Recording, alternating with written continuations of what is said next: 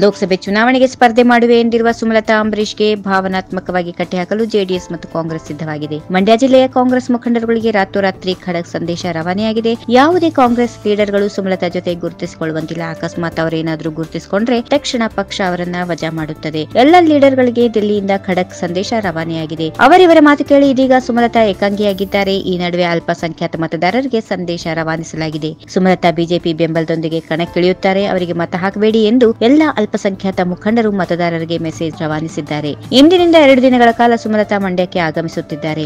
ಕಾಂಗ್ರೆಸ್ ಲೀಡರ್ಗಳು ಯಾರು ಬೆಂಬಲಿಸದೇ ಇರೋದು ಸುಮಲತಾಗೆ ಭಾರಿ ಹಿನ್ನಡೆ ಎನ್ನಲಾಗಿದೆ. ಕಾಂಗ್ರೆಸ್ ಹೈಕಮಾಂಡ್ ಸಂದೇಶದಿಂದಾಗಿ ನಿಖಿಲ್ ಹಾದಿ ಸುಗಮವಾಗಿದೆ. ಈ ನಡುವೆ ಸಿನಿಮಾ ರಂಗದಲ್ಲಿಯೂ ಇಬ್ಬಾಗವಾಗಿದೆ. ಆದರೆ ಸ್ವತಂತ್ರ ಅಭ್ಯರ್ಥಿಯಾಗಿ ಕಣಕ್ಕಿಳಿಯುವ ಸ್ಪಷ್ಟ ಸಂದೇಶವನ್ನ ಕಾಂಗ್ರೆಸ್ ಜೆಡಿಎಸ್ ನಾಯಕರಿಗೆ ರವಾನಿಸಿರುವ ಸುಮಲತಾ ಅಂಬರೀಶ್ ಸಕ್ಕರೆ ನಾಡಿನ ಚುನಾವಣಾ ಅಖಾಡಕ್ಕೆ ಧುಮುಕಲು ಸುಮಲತಾ ಅವರು ಭರ್ಜರಿ ಸಿದ್ಧತೆ ನಡೆಸಿದ್ದಾರೆ.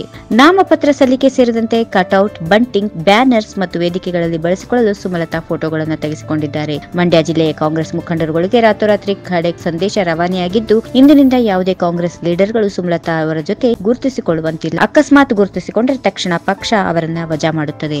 ಈ ವಿಡಿಯೋ ನಿಮಗೆ ಇಷ್ಟವಾದಲ್ಲಿ ಲೈಕ್ ಮಾಡಿ, ಶೇರ್ ಮಾಡಿ, ಸಬ್ಸ್ಕ್ರೈಬ್ ಮಾಡಿ.